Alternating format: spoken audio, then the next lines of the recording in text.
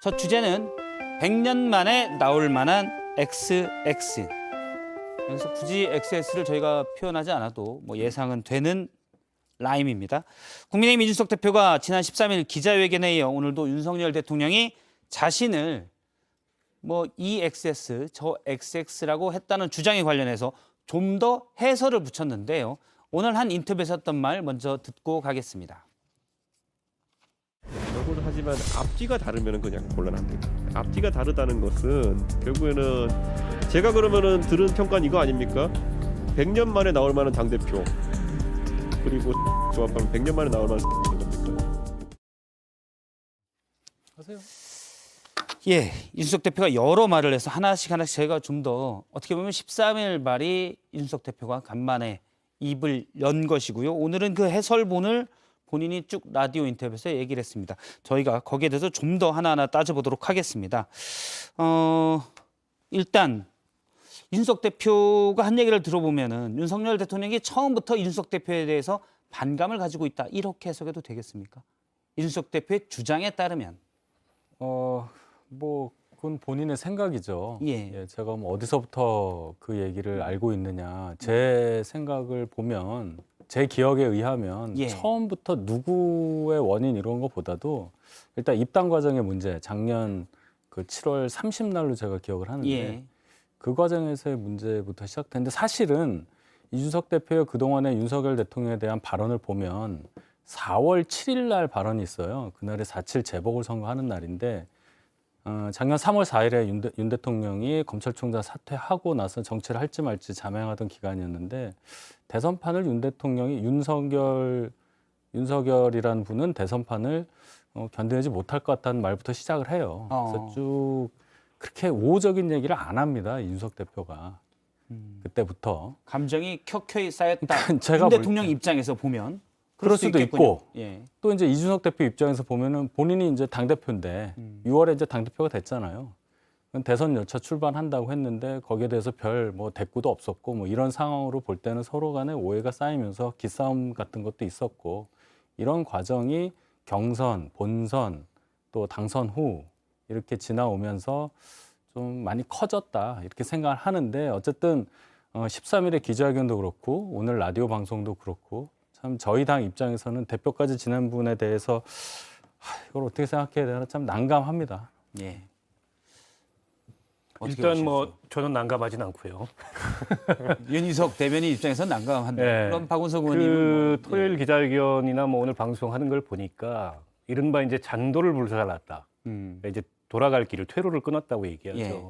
근데 이준석 대표가 그런 것 같아요. 돌아갈 길은 없다 생각하고 작심하고 어쨌든 윤핵관들과 또 윤핵관 호소인이라는 표현도 처음 등장했는데 예. 그리고 윤 대통령을 향해서 직격을 날린 거라고 보고요. 다만 이제 근본적 궁극적 계획이 뭔지는 잘 모르겠어요. 그러니까 본인이 오늘 뭐 철학 가치 얘기도 많이 했잖아요. 그래서 국민의힘이 그런 어떤 지역을 기반으로 한 그런 민족주의적이고 파시스트적이고 예. 그다음에 계획 경제 그런 것에 친화적인 그런 정당이 아니고 좀 더 자유롭고 다원적이고 개방적인 그런 정당으로 바뀌어야 된다. 그걸 위해서 당의 근본부터 바꾸겠다 이런 얘기를 하긴 했으나 넘어야 될 산이 많아요. 그렇게 하려면 당장에 뭐 가처분 결과도 변수가 될 수 있고 본인에 대한 수사도 변수가 될 수 있고 지금 여론은 어쨌든 이준석 대표에게 상당히 가 있긴 하지만 또 보수층 여론은 또 다르단 말이죠. 여러 가지 넘어야 될 산들이 있는데 그걸 넘어서 본인이 구상하거나 본인이 생각하는 정치를 앞으로 어떻게 펼쳐나갈지 이건 모르겠고 지금 당장은 일단 뭐 내가 피투성이라도 싸우겠다 그런 모습으로 보입니다. 근데 저는 뭐 이준석 대표 입장에서 굉장히 억울한 점도 있을 거고 그리고 굉장히 뭐랄까요 분노하는 그런 대목도 있을 거라고 보고 본인 스스로도 그렇게 얘기하더라고요. 그날 기자회견 때 눈물의 의미가 뭐냐 뭐 일단 분노다 이렇게 얘기를 했는데 문제는 이제 집권 여당이라는 거죠. 야당도 아니고. 예. 그러니까 집권 여당이 당 밖에서 발생한 어떤 외적 그런 요인과 싸움을 하고 있는 것도 아니고 일종의 집안 싸움을 하고 있는 건데 개 표현이 너무 많이 나와가지고 이 개판이 됐어요.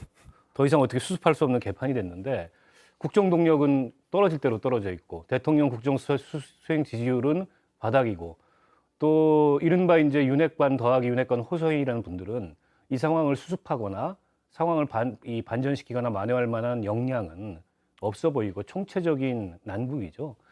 그러니까 저는 결국 결자 해지라고 문제를 풀 수 있는 그 당사자는 윤 대통령인 것 같아요.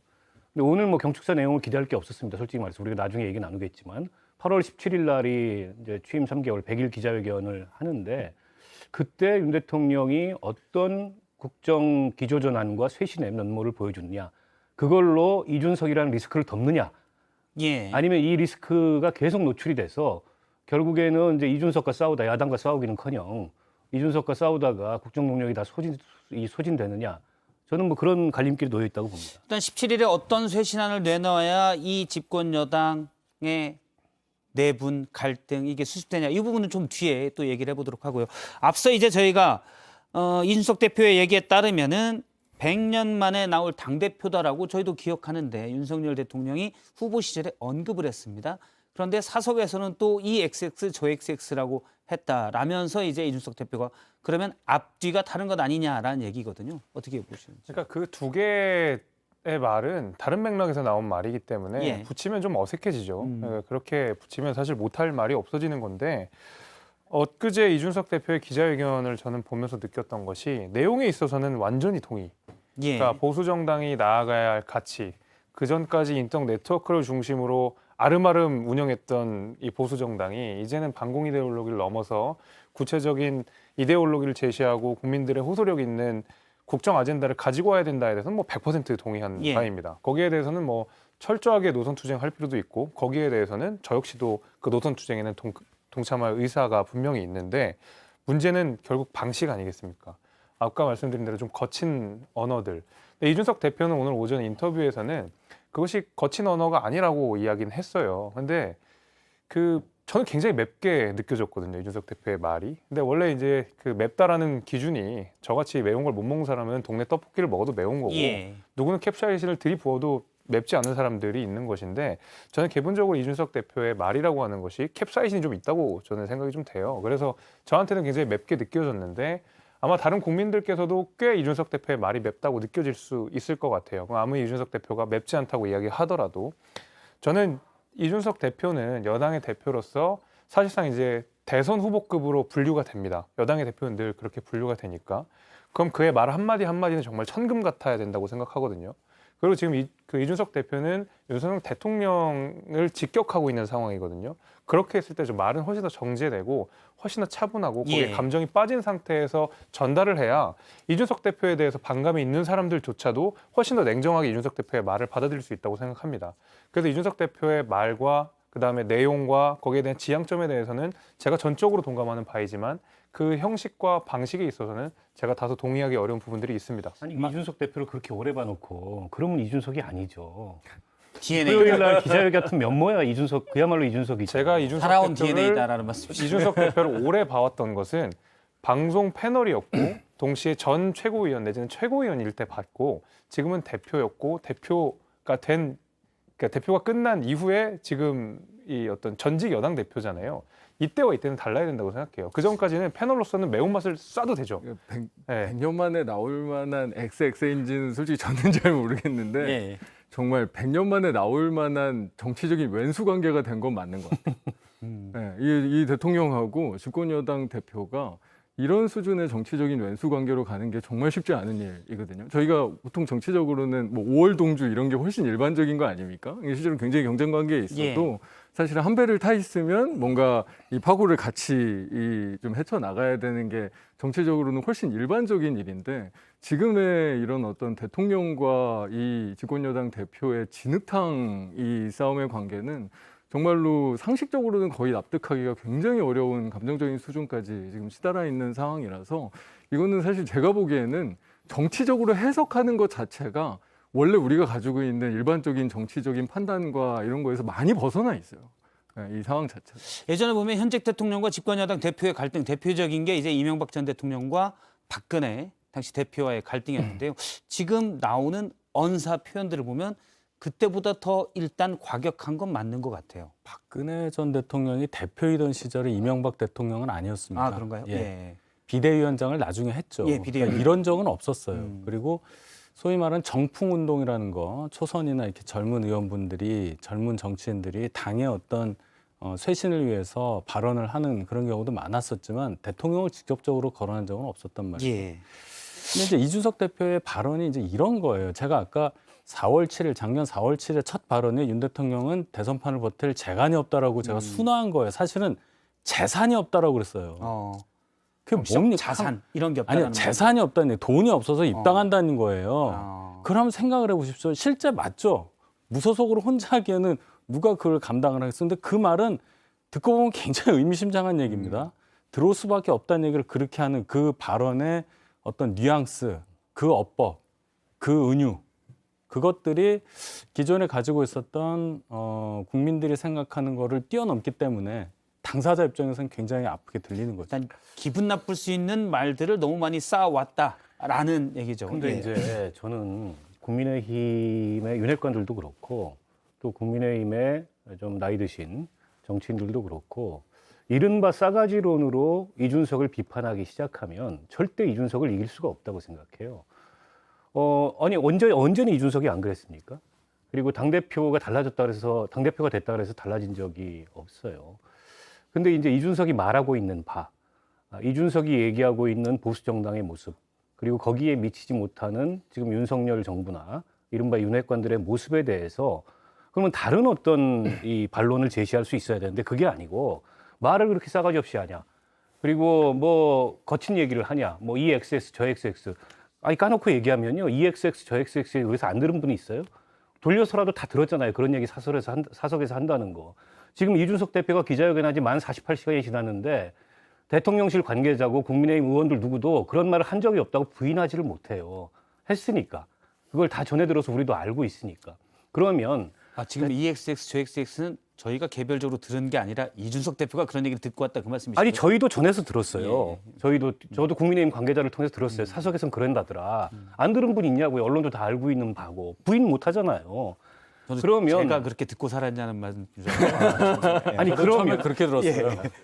그러면 아니 저희가 그렇게 들었다는 얘기가 아니고 대통령이 이준석 대표를 지칭하면서 그런 얘기를 쓴다는 걸 우리도 전해 들어서 다 알고 있는 예. 사실이 아니냐는 겁니다. 예. 그리고 아무도 지금 부정하지 못하고 있고 그러면 정치 경험이 없고 좀 거칠긴 하지만 대인배고 통이 클 것 같다. 이런 이미지는 끝난 겁니다. 윤 대통령의. 근데 이 상황에서 여전히 그 개고기 붙잡고서 어떻게 사람한테 개고기라고 지칭할 수 있냐. 이 반론을 하고 있는 어떻게 보면 윤핵관이나 국민의힘이 한심한 거죠. 저는 그렇게 보여요. 지금 거친 표현 얘기를 하셨는데요. 13일 날 그 문제가 있던 개고기 발언이 나왔습니다. 이준석 대표가 13일 기자회견에서 했던 말 직접 들어보겠습니다. 돌이켜보면은 양의 머리를 흔들면서 개고기를 가장 열심히 팔았고 가장 잘 팔았던 사람은 바로 저였습니다. 선거 과정 중에서 그 자괴감에 몇 번이나 뿌리치고 연을 끊고 싶었던 적도 있습니다. 선당우사란 대통령 선거 과정 내내 한쪽으로는 저에 대해서 이 하는 사람을 대통령 만들기 위해서 당대표로서 열심히 뛰어야 했던 제 쓰린 마음이 그들이 입으로 말하는 선당우사보다 훨씬 아린 선당우사였습니다. 예, 돌이켜보면 저야말로 양의 머리를 흔들며 개고기를 팔았던 사람입니다. 이 발언이 논란이 됐습니다. 그러자 국민의힘 김미애 의원은 윤석열 대통령이 페이스북에 썼던 얘기입니다. 정치에 미숙함은 있을지 모르나 결코 개고기 비유로 비하될 뿐이 아니다. 이렇게 얘기해서 이준석 전 대표가 발언을 너무 세게 했다. 이건 너무 거친 표현이다. 부적절하다라는 얘기가 많이 있었고요. 그러자 오늘 이준석 대표가 추가 해석 인터뷰에서 이렇게 얘기를 했습니다. 들어보겠습니다. 또 질의응답 들어왔을 때 예. 제가 대통령이 그러면 개고기에 해당하는 것이냐 그랬을 때 아니다. 개고기라고 하는 것은 우리가 선거 과정에서 팔았던 모든 가치와 그리고 어떤 지향점들을 이야기하는 것이다. 약간 저도 13일 날 인터뷰를 보다가 이 표현은 좀 센 거 아니야? 그냥 듣기에는 윤석열 대통령을 그렇게 지칭한 것 같기도 하고요. 그런데 오늘 해석에서는 그냥 표리부동과 양두구육의 말 그대로 그걸 의미하는 바였다라고 했습니다. 실제 해석은 어떻게 됩니까?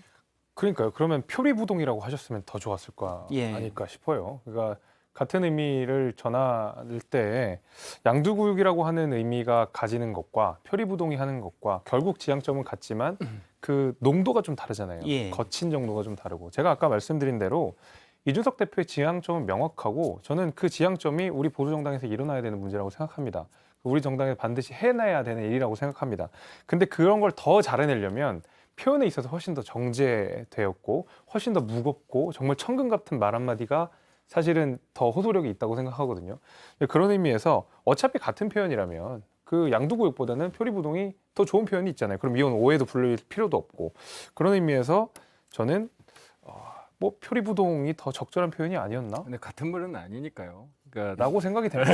개고기 팔았다는 거는 뭐 쉬운 말로 해서는 사기쳤다는 거고 표리부동하는 건 다르다는 거니까. 그러니까 아 저기 그렇군요. 사실 뉘앙스가 다르죠. 이거 뭐 원래 양고기인 척하고 다른 거 팔았다는 거잖아요. 좀 더 표리 저는 사기라고 양쪽은 해석하는 좀 게 더, 맞는 예. 거고 실제로 물론 오늘은 조금 뭐 약간 오히려 이렇게 이미 목적한 바를 이준석 대표가 이 개고기 팔았다는 표현을 통해서 목적한 바를 이뤘기 때문에 다르게 해석하는 이야기를 본인이 했을 뿐이지 제가 보기에는 정확하게 목적을 가지고 개고기 팔았다는 얘기를 한 거죠. 지금 그 이준석 실제로 대표가 사기라고 얘기를 하고 싶었던 거고. 이준석 대표가 쏟아내는 이 많은 말들을 국어시험 보듯이 하나하나 줄쳐가지고 이 의미가 뭐고 해석하는 거는 별로 안 좋아 보여요. 저희한테 좋을 것도 없고. 예.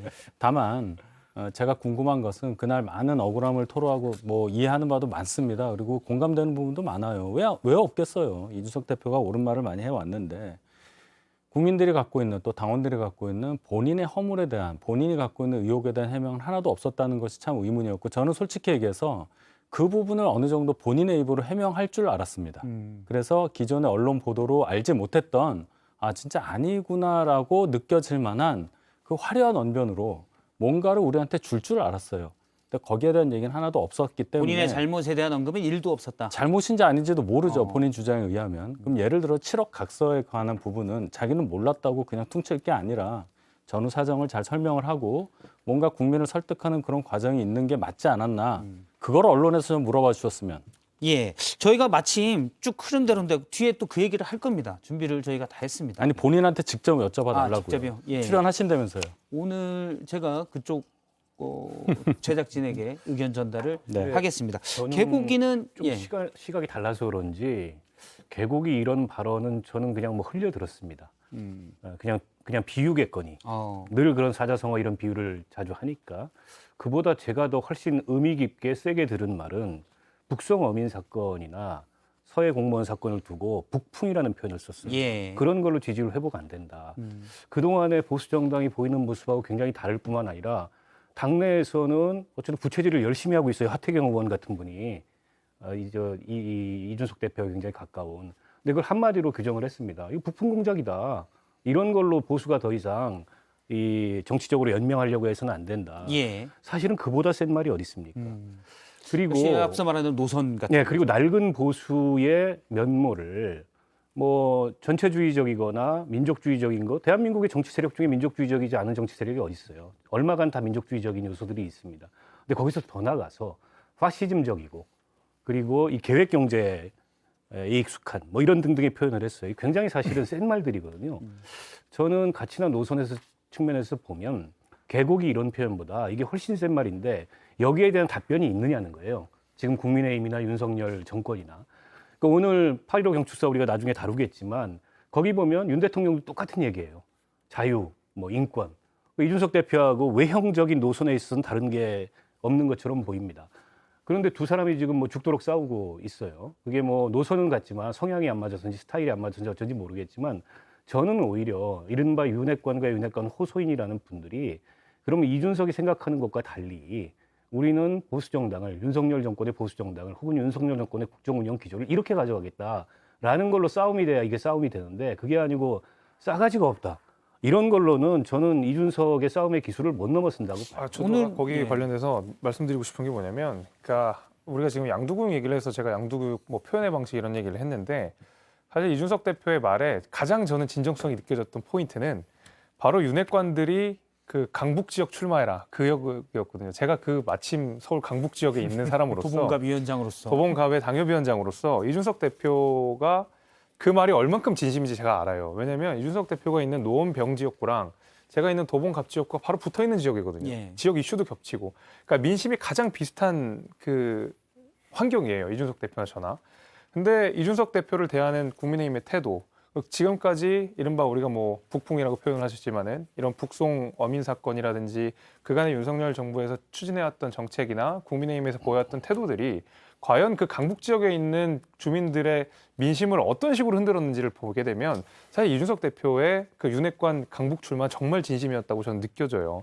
실제로 그래서 제가 저도 역시 마찬가지예요. 윤핵관들에게 이준석 대표랑 같은 메시지를 내고 싶은데 정말로 강북의 민심을 한번 들어보시라. 그 얘기를 저는 진짜로 해보고 싶어요. 예. 왜냐하면 지금 국민의힘에서 당선된 현역 의원들은 당시에 자유한국당으로 바로 넘어선 미래통합당에서 치러졌던 그 선거였고 역대 최악의 선거 중에 하나였습니다. 그렇다면 역대 최악의 분위기 속에서 당선된 분들은 정말 자기 자리를 지키면 당선이 되시는 분들이고 실제로 그 개혁보다는 기득권을 지키는 방식으로 최적화될 가능성이 더 높거든요. 그렇기 때문에 저는 이준석 대표의 저 수도권 얘기가 엄청나게 따갑게 들려야 된다고 생각이 돼요. 그래서 일단 그 뭐 포인트에 좀 집중이 됐으면 좋겠다는 생각이 듭니다. 강동갑 아직 당협위원장이 아니시죠? 공천도 못 받고 잘렸잖아요. 너무 강동갑 아픈 기억을 민심과 자꾸. 도봉갑 민심이 좀 다를 수도 있다는 저희는 비슷해요. 비슷해요? 거기도 예, 비슷하죠. 비슷합니다. 예. 알겠습니다. 일단 뭐 개국이 얘기에 대해서 이런 분들을 TK나 PK로 윤핵관들을 강북이나 강동으로 그러게요. 네, 예. 저는 저희 저희 지역을 지켜야 돼요. 무슨 말씀하시는 거예요? 이렇게 의리 있는 분들이 지켜야 돼서 아, 이게 좀 훌륭한 분들이에요. 윤핵관들 훌륭한 분들. 윤핵관들 도봉으로 못 오게 할 겁니다. 예. 유권자들과의 약속을 지키겠다. 이준석 대표가 그렇게 얘기했어도 이른바 윤핵관 이준석 대표의 주장에 따르는 윤핵관 호소인들이 올 데가 없네요. 자리를 지금 다들 지키고 계셔가지고. 저는 뭐 튼튼하게 지키고 있습니다. 예. 일단 이준석 대표도 그 얘기를 했습니다. 그러니까 자신이 말한 개고기가 그 개고기가 아닌데 자꾸 국민의힘 의원들이 개고기 하면서 개고기가 이른바 프레임으로 작용한다. 그러니까 개고기를 생각하지 마로 되고 있다라고 또 한번 꼬집기도 했습니다. 앞서 이제 윤석 대변인님이 언급하신 그러면 이준석 대표는 뭐 잘못한 게 없느냐에 대해서 얘기를 할 텐데요. 그 전에 일단 유튜브 댓글 저희가 이벤트 안내를 하겠습니다. 여러 현안 오늘 주로 이준석 대표 얘기를 다룰 텐데요. 시청자분들의 생각 또 저희 패널들에 대한 의견 보내주시면 저희가 좋은 글 선정해 소개하고 또 그중에 무작위로 두 분에게 영화 상품권 2장씩 보내드립니다. 벌써 9,600명이 지금 동시 접촉사인데 10,000명은 지난번에 했으니까 11,000명에 도달하면 저희가 또 그때 바로 11,000명에 보여서 일단 눈에 띄는 댓글로 2개 또 숫자에 따라서 영화 상품권을 드리도록 하겠습니다. 자, 홍준표 대표가 오늘 이런 말을 했습니다. 더 이상 이준석 신드롬은 없다. 막말을 쏟아내면서 때를 쓰는 모습이 보기에 참 딱하다라는 말을 했고요. 홍준표 시장의 비판에 대해서 이 대표는 일단 바로 반박을 했는데요. 그 반박을 들어보겠습니다. 흔히 있는 게 예를 들어 학교에서 뭐 왕따 피해자가 있을 때 가장 이제 안 좋은 게 뭐 왕따 당한데도 이유가 있었을 것이다. 네, 이런 거 이거 절대 금기되는 이야기거든요. 일단 홍준표 시장이죠. 지금 홍준표 시장이 때를 쓰는 모습이다, 막말이다라고 했는데 여기에 대해서 나는 피해자다.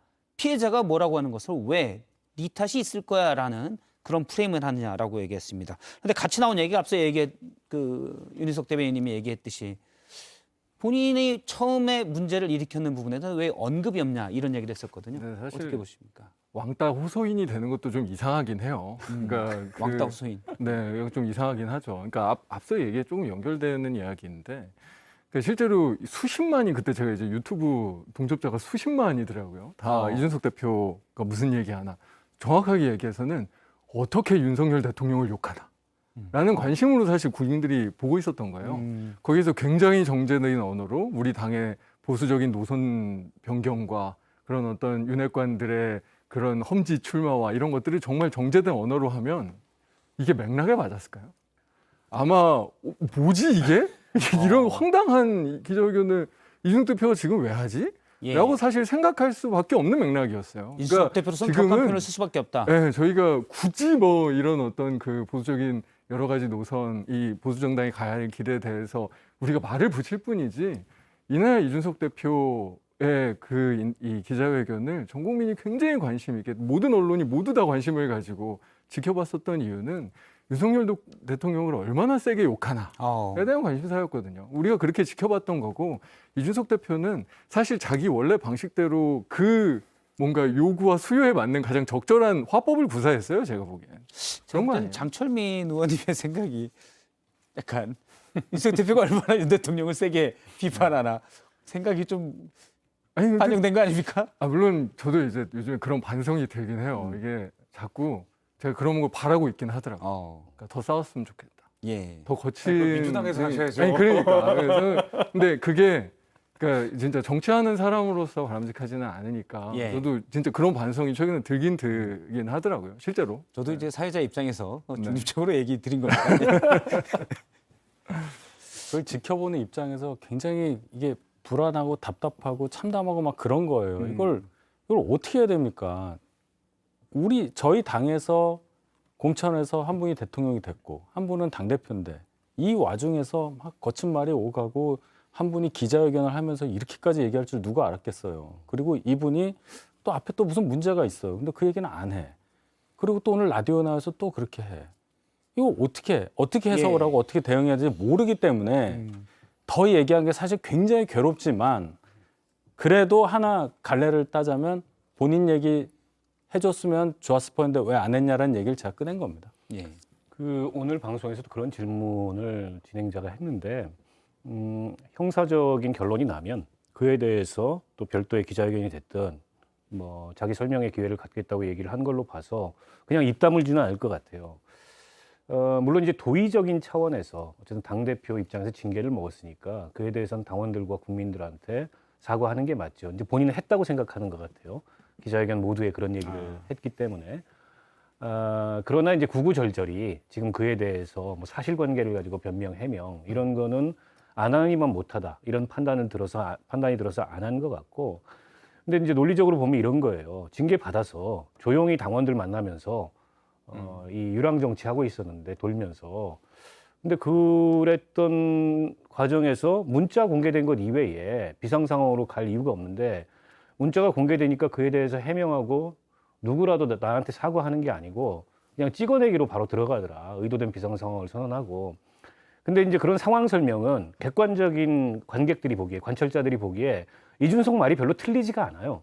그렇지 않습니까? 동의합니다. 물론 자숙의 표현을 하거나 자성의 표현을 하거나 이런 건 안 했어요. 6개월 징계 받고 나서. 그러나 어쨌든 입을 그 순간 다물고 언론에서도 사라지고 지역에 가서 당원들 만나고 자기 말로는 뭐 책 쓰고 이랬다는데 근데 거기에 대해서 들키지 말아야 될 걸 들키니까 갑자기 돌아서서 강공을 한 건 윤핵관들과 윤 대통령 아니냐라는 어떤 이준석 대표가 갖고 있는 상황 인식이 제3자들이 보기에도 틀린 것 같지는 않아요. 그래서 지금 이제 이준석한테 너 왜 네가 이런 어떤 구설에 휘말리고 문제를 야기해서 징계받은 거에 대해서 진심으로 사과하고 반성하지 않냐. 그게 먼저 돼야 되는 거 아니냐. 그것 빠진 기자회견은 남 탓밖에 안 된다라는 거는 별로 그렇게 호소력이 없어요. 제가 보기에. 예. 이준석 대표 얘기를 계속했는데요. 이준석 대표는 그런 비판받을 지점이 없느냐라는 부분에서 과거 본인도 안철수 의원을 향해서 약간 비속어를 쓰지 않았냐라는 얘기가 나왔습니다. 유찬성 시사평론가가 페이스북에 올린 글인데요.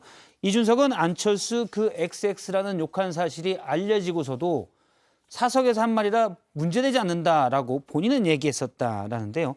오늘 한 인터뷰에서 이에 대한 지적도 나왔는데 여기에 대해서 이준석 대표의 반박을 들어보겠습니다. 물론 이준석 대표의 주장입니다. 예, 들어보겠습니다. 한번 얘기한 적이 있는데 안철수는 비읍시옷 그랬으면은 이제 안철수 대표한테 죄송해야겠죠. 그런데 뭐 정확히 제가 했던 표현은 안철수 대표가 이런 정치적 선택을 하면은 비읍시옷 되는 거야라고 이야기했던 거고요. 그러니까 조금은 다르고 저는 이번에 체리 따봉과 같이 뒷담한 거 아니거든요. 저는. 앞담화였어요? 저는 안철수 대표에 대한 태도는 항상 일관됩니다. 앞에서도 뒤에서도. 예, 일단 뭐 이준석 대표는 앞서 이제 우리가 XX라고 했던 표현에 대해서 저희는 이제 거친 표현에 많이 집중을 했는데 본인은 이제 표리부동 앞에서는 100년 만에 나올 대표라고 했지만 뒤에서는 윤 대통령이 그렇게 표현했다는 거고요.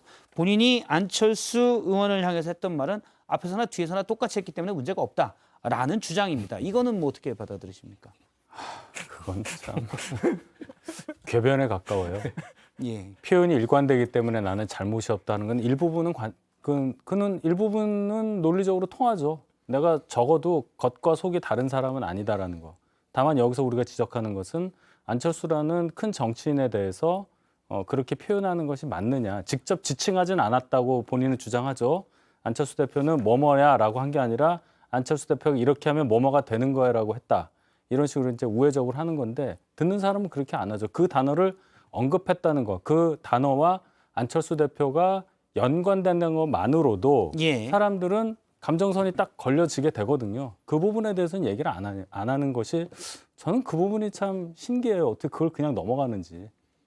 아니, 뭐 예. 다를 수는 있죠. 이 뒷담화와 대놓고 조롱하는 거는 다를 수는 있는데 그게 도덕적으로나 정치적으로 올바르냐는 완전히 다른 문제인 거니까 당연히 둘 다 전혀 올바르지 않은 이 태도와 언행이었던 게 맞는 거고요. 그래서 이 부분에 대해서는 사실 이런 이제 본인이 했었던 이야기까지 희화하면서 이야기를 끌고 가는 게 정말 좋지 않은 모습이긴 하죠. 그러니까 사실은 이게 잔재주고 잔기술인데 이준석 대표 그렇잖아요. 원래 얘기하는 방식이. 그리고 일종의 이제 언어 파괴자이기도 한데요. 본인이 다원성을 얘기하고 자유주의를 얘기하고 인권을 얘기했는데 사실 그런 가치들은 어떤 공존의 미덕과 또 상호 인정과 상호 존중과 환대 이제 이런 것에 기반해 있는 거예요. 근데 이준석의 어떻게 보면은 이 자유나 인권과 다원성이라는 거는 갈라치기입니다. 세대를 갈라치고 그다음에 젠더를 갈라치고 공정을 갈라치고 끊임없는 갈라치기, 때로는 배제, 때로는 혐오 이런 거에 기반해 있어요. 그러니까 자기가 얘기하는 가치와 또 그런 가치를 자기가 주장하는 방식의 괴리에 대해서 사실은 이준석 대표는 되돌아봐야 됩니다. 근데 이제 그런 거를 현란한 이런 어떤 프레임과 언어를 통해서 포장을 하는데 문제는 윤핵관들이 이걸 당해낼 재간이 없어요. 그러니까 이건 어떻게 해보지도 못하면서 싸움을 벌려놔가지고 뒷감당을 못하는 이런 상황인 거죠. 이겨먹질 못하면서. 예. 알겠습니다. 그러면 지금부터는 과연 쇄신책을 어떻게 뇌야 되냐. 지금 사실은 대통령과 집권여당 대표가 그것도 정권 석 달이 채 안 된 시점에서 이렇게 큰 갈등을 벌이고 있는 것은 국가적으로 바람직한 일은 아닙니다. 어떻게 풀어야 되는지를 좀 얘기를 해보도록 하겠습니다. 이준석 대표는 본인이 이제 일단 유승민 의원과 혹시 연대를 하는 것 아니냐 이 부분에 대해서 언급을 했는데요. 관련 발언을 먼저 들어보도록 하겠습니다. 뭐 전당대회가 일찍 치러진다면 예, 예. 후보군이라는 것이 명확해지면은 그 안에서 제 지지층이 생각하는 그 최우선적인 주자들이 있을 겁니다. 그것이 유승민 의원인지는 잘 모르겠습니다. 아직까지. 예, 일단 윤석열 대표는 전당대회가 이른바 이제 윤핵관들로 추정이 되는데 윤핵관들이 그렇게 하게 된다면 12월쯤에 전당대회 공고가 나서 본인은 출마할 수가 없을 것이다. 왜냐하면 1월 6일까지 당원권이 정지돼 있으니까요. 그렇게 예상을 했습니다. 그리고 만약 전당대회가 치러진다면 본인에 대한 지지층이 생각하는 후보가 따로 있을 것이다. 유승민 의원이 전 의원이 아니고 이렇게 얘기를 했는데 누가 될 수 있습니까? 어떻게 보십니까? 글쎄요, 저는 전혀 상상을 못 하겠고 이렇게 이게 정약적으로 끊어가지고 12월에 하면은 내가 못 나가니까 어떻게 되고 1월 이후에 하게 되면 내가 나갈 수 있다. 그러면 내가 나가고 아니면 내가 누구를 밀고 이런 식으로 생각하는 것 자체가 이 사태 해결에 저는 큰 도움이 안 된다고 생각하고 예. 결과적으로는 이준석 대표가 당 안에 있다면 본인이 탈당하지 않고 계속 당 안에서 계속 정치활동을 하리라고 예상을 한다면 결국은 품어야 된다. 품는 방향으로 갈 수밖에 없다. 품는 건 대통령이 제가 주체는 얘기 안 했습니다. 알겠습니다. 품는 방향으로 가는 그런 해법을 해야지 이렇게 계속 대립하고 누구와 연대해서 무슨 밖에서 장외에서 뭘 한다 이런 얘기가 나오면 나올수록 집권한 지 얼마 안 되는 이 정부가 어떻게 국정 운영할 수 있겠느냐 이런 걱정을 할 수밖에 없죠. 예. 저는 근데 이준석 대표의 지지층이 원하는 대표가 저는 유승민 대표 같은데요. 제 생각은. 저는 뭐 비슷하게 이준석 대표는 오늘 오전에 본인을 지지하는 지지층과 그 유승민 전 대표를 지지하는 지지층이 다르다고 했는데 저는 그렇게 보진 않아요. 그러니까 이준석 대표가 이 얘기를 하면서 언급했던 여론조사가 쿠키뉴스에서 나온 여론조사인데 그게 그 1위가 유승민 전 대표고 2위가 이준석 대표고 3위가 이제 안철수 전 대표고 이렇게 쭉 이렇게 나가는 여론조사였는데 사실 그렇게 따지면은 그 유승민 의원과 이준석 대표의 합이 압도적으로 높은 상황이고 예. 이것이 시사하는 바는 그동안 국민의힘에서 벌어졌던 이른바 윤핵관들의 그 갈등, 그다음에 약간 당원 당규를 우회하면서 비상대책을 띄웠던 이런 모습들 때문에 실제로 국민의힘 아주 인싸들을 상징하는 그 분을 제외하면 국민의힘을 지지하시는 분들 중에서도 상당 부분 보수 중도층으로 빠졌다고 생각이 되고 그 약간의 보수 중도를 상징하는 사람이 유승민 전 의원과 이준석 대표라고 예. 한다 그러면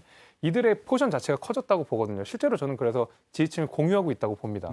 이준석 대표는 뭐 선을 그었지만은 제가 느끼기에는 사실은 이준석 대표를 지지하시는 유권자들이 바라는 대표는 아마 유승민 전 의원이 아닐까 싶어요. 그건 제 개인적인 생각입니다.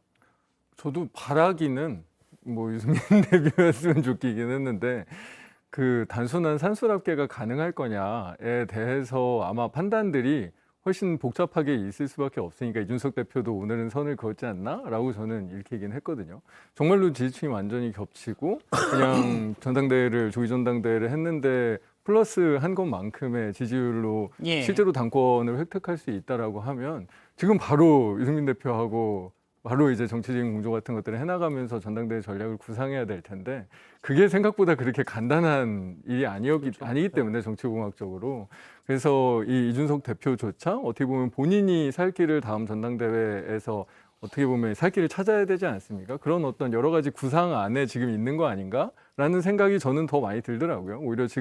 오히려 딱 판단이 섰으면 오늘 예. 인터뷰처럼은 안 했을 것 같아요. 뭐 이른바 반윤 그룹이 이준석 대표가 만드는 그런 게 생길 수도 있습니까?